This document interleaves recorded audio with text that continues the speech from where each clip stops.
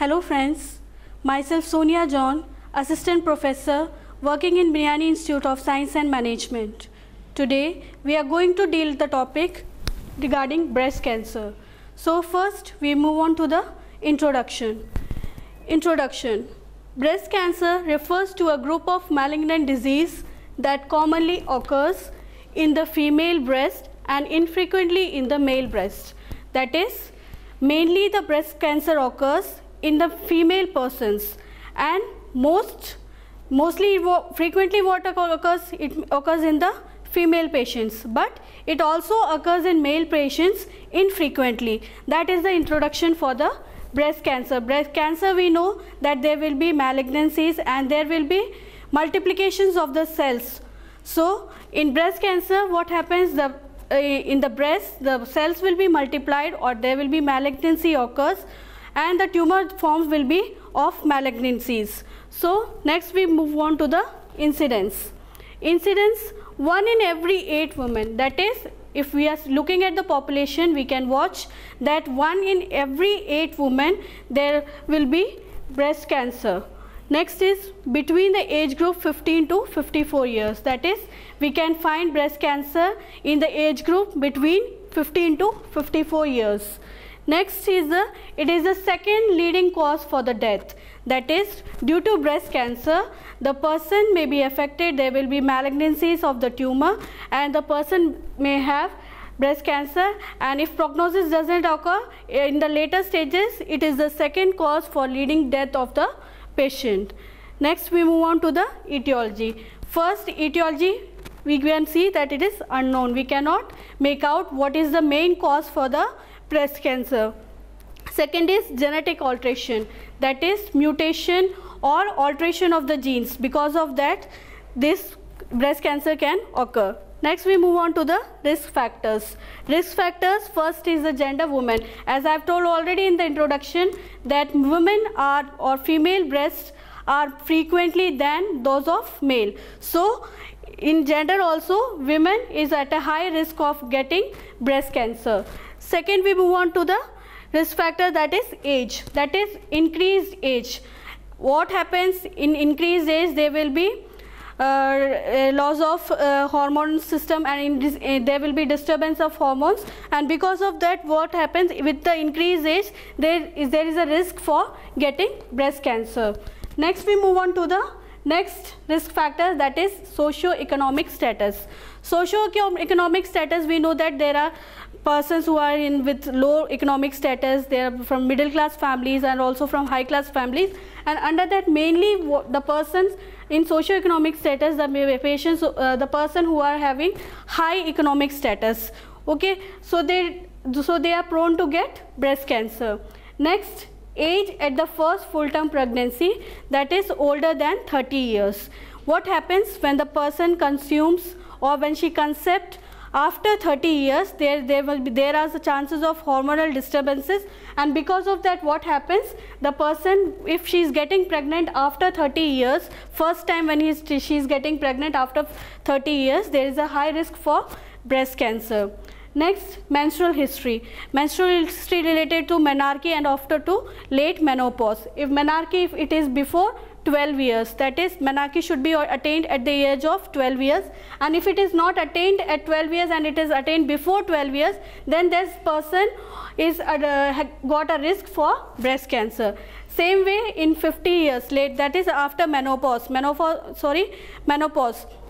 So in menopause what happens, if the person is having menopause or she is attaining menopause after 50 years, that is the menopause period is after 45 years, female can have got menopause. So if it is later than 50 years, then there is a risk for breast cancer. Next is health history. Health history, we know that if the person has before any breast cancer and she has undergone treatment and she has been cured, but recently it has occurred again. So if there is a history before that she had a breast cancer, that also is a factor for breast cancer. Next, if she has undergone any breast biopsy, or same way if she has gone large doses of radiation therapy. That is, before she was having breast cancer, and for that she has taken treatment and she has undergone large doses of radiation therapy, and because of all these causes, this person can cause breast cancer. Next is family history. If the mother or sister of this person or the patient is suffering from breast cancer, then there is a chance for the person to suffer from breast cancer or may get breast cancer. Next, obesity. Obesity, we know that in obesity there will be many hormonal changes, and also our metabolic activities will be changed. So because of that, what happens, this obesity is also a risk factor for breast cancer. Next, oral contraceptives. We know every medications have some side effects or adverse effect. Same way, while taking oral contraceptives, there is a adverse effect through which what happen, this can lead to breast cancer.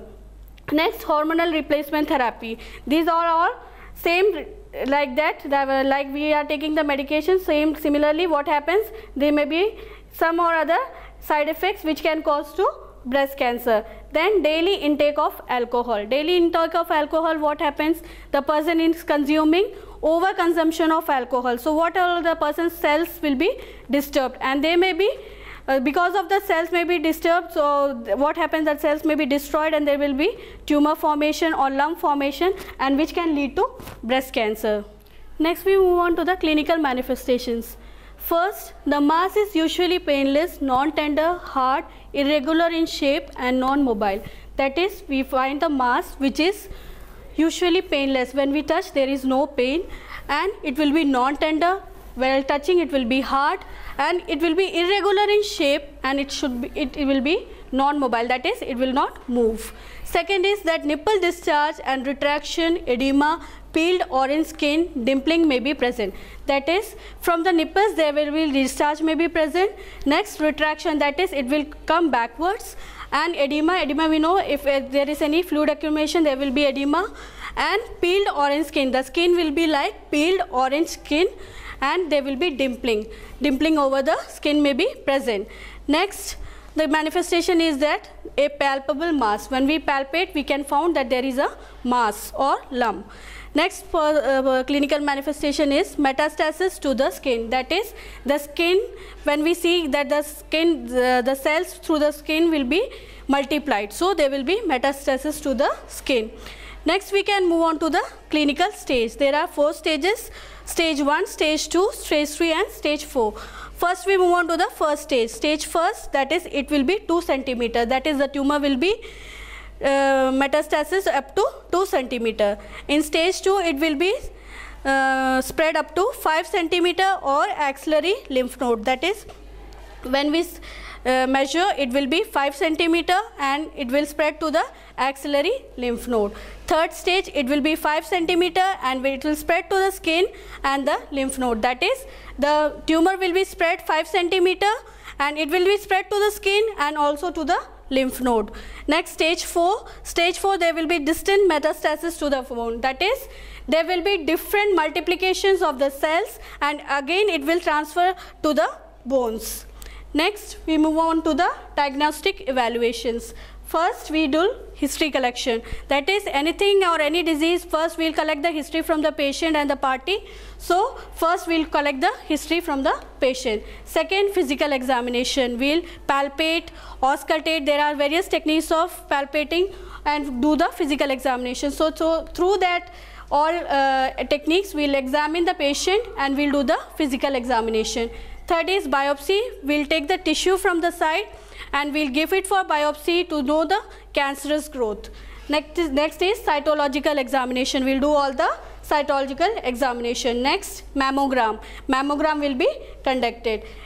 We have seen diagnostic evaluation. Now we move on to the management of breast cancer. First is radiation therapy. Radiation therapy, we know that through the X-rays and through the UV rays, we are giving radiation to the patient and we are destroying the unwanted cells or the cells which have been multiplied. We are destroying them and we are performing radiation therapy. Second is chemotherapy. Chemotherapy we are providing through the veins and through the drugs, and examples of chemotherapy are prednisolone, and we are providing chemotherapy and treating the breast cancer. Next is hormonal therapy. Hormonal therapy, there are binding of proteins, and these hormonals, that is, for example, like estrogen, progesterone, androgen, these all hormonal therapies are provided to treat breast cancer. Next is surgical management. We undergo various surgery if there is a presence of any lump, then lumpectomy should be done, that is removal of the lump or the mass. And other procedures are quadrectomy. Quadrectomy also the quadrant which have been affected through the breast cancer, which have been used to remove. So these are the surgical procedures. And first we have seen the introductions, then we have seen the incidence, then we move on to the etiological factors, then we move on to the clinical manifestations. After that we have discussed about diagnostic evaluations, and lastly we have discussed about the management of breast cancer. Thank you.